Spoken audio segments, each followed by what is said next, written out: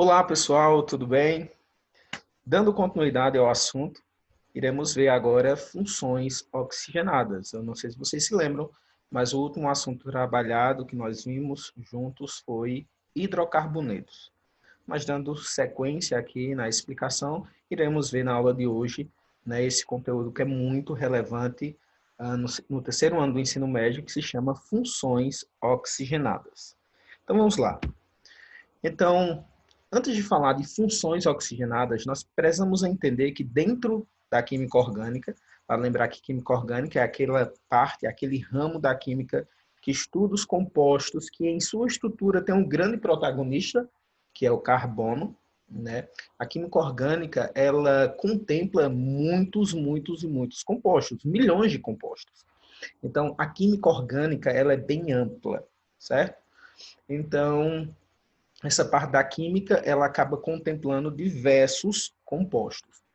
Esses compostos, por sua vez, eles acabam apresentando semelhanças, eles acabam apresentando entre si, né, grupos funcionais que são iguais. Né? Então, o que seria basicamente esses grupos funcionais? São alguns grupos que fazem parte das funções orgânicas, que é o que nós iremos ver na aula de hoje. Né? Então, dentro aqui da química orgânica, nós iremos ver dois grupos ou duas funções orgânicas que são extremamente relevantes no estudo desses compostos orgânicos, que são as funções oxigenadas e nitrogenadas. Mas na aula de hoje eu irei me deter exclusivamente nas funções oxigenadas, até porque dentro das funções oxigenadas nós iremos ver, né, alguns grupos funcionais, algumas funções, né, que são muito complexas, né? Entendê-las precisa-se de um pouco de tempo para compreender não somente as suas propriedades, mas também como se compreende a sua nomenclatura. Então, voltando para as funções oxigenadas, as funções oxigenadas elas são formadas, né, por três elementos básicos, que são o carbono, o hidrogênio e o oxigênio. Então, esses três elementos, esses três átomos são os, aspas, os protagonistas das funções oxigenadas. A diferença, pessoal, de uma função oxigenada ou dos compostos oxigenados, dos hidrocarbonetos, que foi o assunto que nós trabalhamos, né, nas aulas anteriores, é que os hidrocarbonetos são compostos orgânicos que na sua estrutura nós iremos encontrar somente carbono e hidrogênio. Já nos compostos oxigenados, além de nós encontrarmos carbono e hidrogênio, nós iremos encontrar o oxigênio. Então, nós podemos encontrar essa diferença básica entre os compostos oxigenados, eles têm o oxigênio na sua estrutura, diferentemente dos hidrocarbonetos, que só vão apresentar na sua estrutura carbono e hidrogênio, ou seja, eles não apresentam oxigênio em sua estrutura. Então, como vocês podem ver, nós temos aqui alguns exemplos de compostos oxigenados, né? Como vocês podem observar, nós temos aqui a presença de oxigênios nessas estruturas aqui abaixo. Mas vamos avançar. Então, vamos lá, gente. Então, dentro das funções oxigenadas, nós podemos encontrar alguns grupos funcionais. E é esses grupos funcionais que nós iremos, né, compreender de uma forma bem detalhada cada um deles. Então, primeiro, grupo funcional. Como vocês podem ver aí, nós temos os alcoóis, depois fenóis, depois enóis, aldeídos, cetonas, ácidos carboxílicos, ésteres e éteres. Paulo, eu preciso compreender o nome de cada grupo funcional? Lógico. Não somente compreender o nome, mas compreender as características de cada um deles. É impossível, Paulo? Não. Com a prática, vocês irão perceber que é muito fácil distinguir um grupo funcional do outro. Então, para ficar um pouquinho mais didático para vocês, eu vou projetar outra tela para que vocês possam compreender um pouquinho melhor cada uma dessas funções. Então, começando aqui com os alcoóis. Então, tanto os alcoóis quanto os enóis e os fenóis, eles apresentam, né, um grupo funcional específico. Eles apresentam o mesmo grupo funcional, na verdade. Eles apresentam, tanto os alcoóis, quanto os enóis, quanto os fenóis, todos os três apresentam em sua estrutura a hidroxila. E o que seria a hidroxila?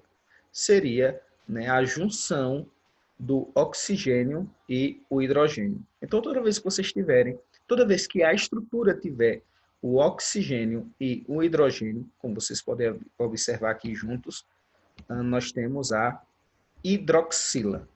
Não sei se vocês se lembram, mas lá no primeiro ano do ensino médio, vocês viram, estudaram sobre a hidroxila quando vocês estudaram, né, sobre as bases. Mas vamos lá. Então, qual é a diferença, Paulo, de alcoóis, de fenóis e enóis, Paulo? Qual a diferença básica entre eles, já que ambos apresentam o mesmo grupo funcional? Bom, a diferença é o que nós iremos ver aqui. Olha. O que seriam alcoóis? Então, os alcoóis, eles apresentam uma hidroxila, né, ligada a um carbono saturado. E esse termo saturado vocês precisam guardar aí na mente de vocês. Vale lembrar que carbono saturado é aquele carbono que só tem ligações simples, certo? Então, carbono saturado é aquele carbono que só apresenta ligações simples entre ele e outro ou outros carbonos. Por exemplo, aqui, olha, esse carbono aqui, ó, ele é saturado. Por quê?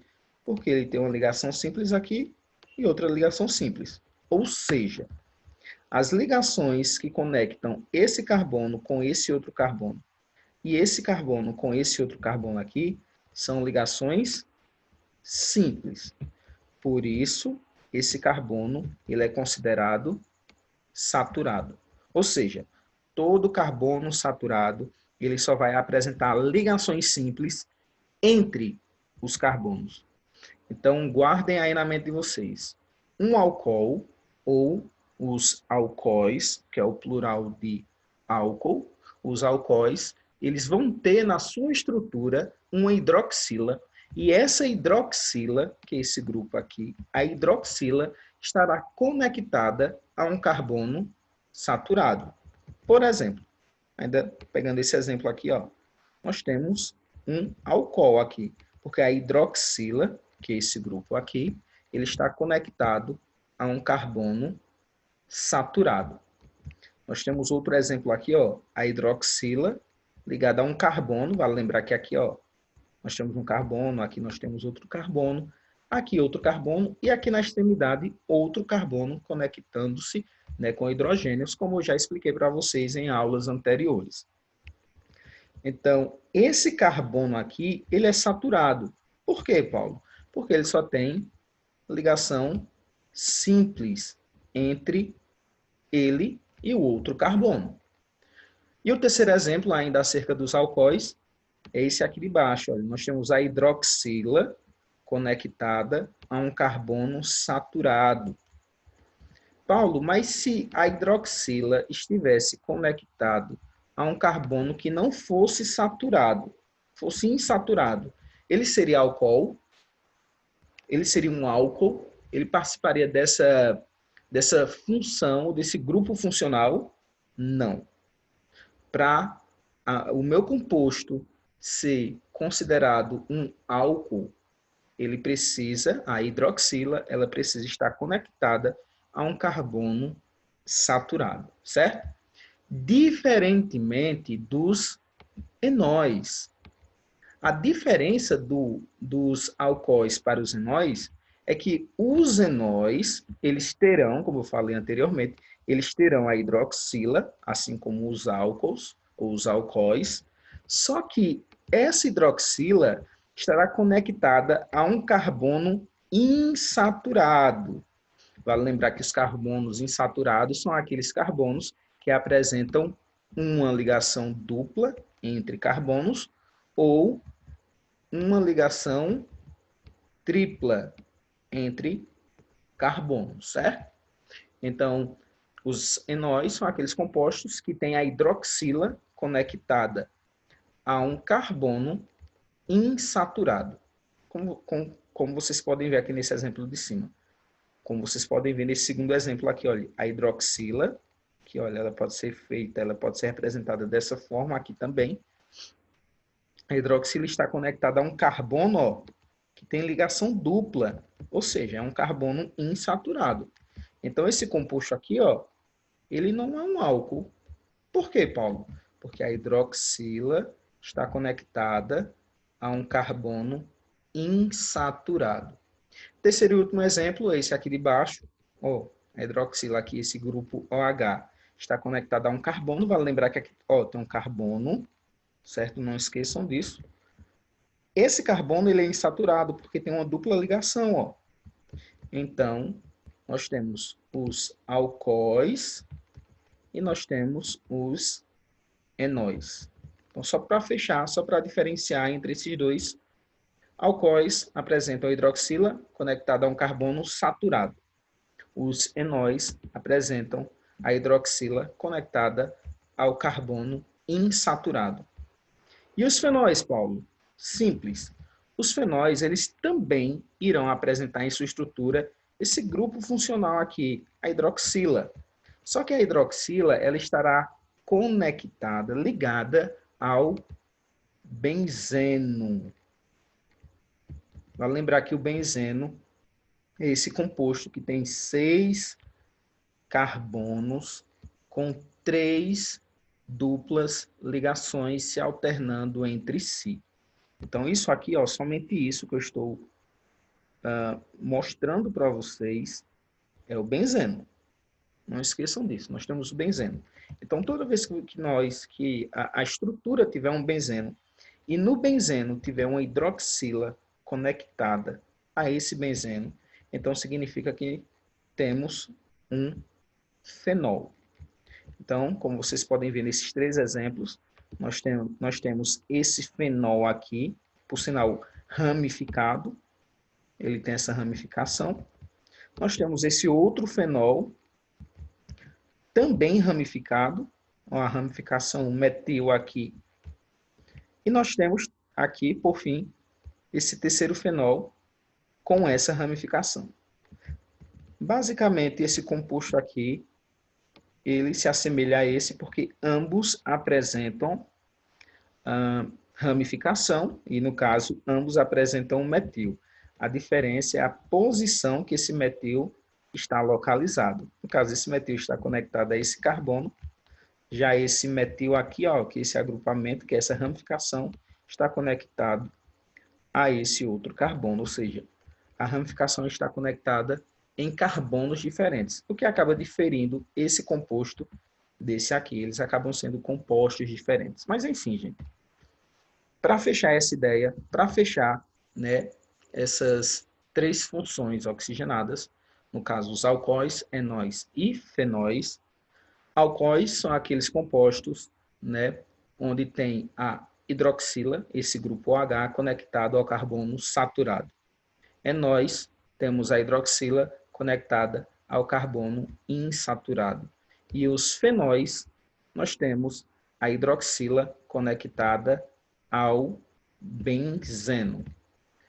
Avançando aqui, pessoal, nós temos as outras funções, que são os aldeídos, cetonas e ácidos carboxílicos. Ambos, pessoal, apresentam semelhanças. Ambos apresentam em sua estrutura o grupo carbonila. E o que seria, Paulo, o grupo carbonila? Esse grupo aqui, olha, C-O.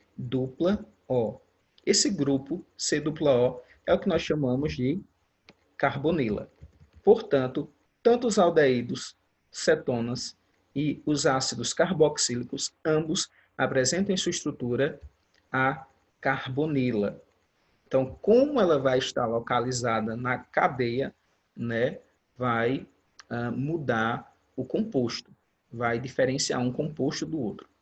Por exemplo, os aldeídos, eles possuem a carbonila, né, ligada a um hidrogênio e, respectivamente, a, a uma cadeia.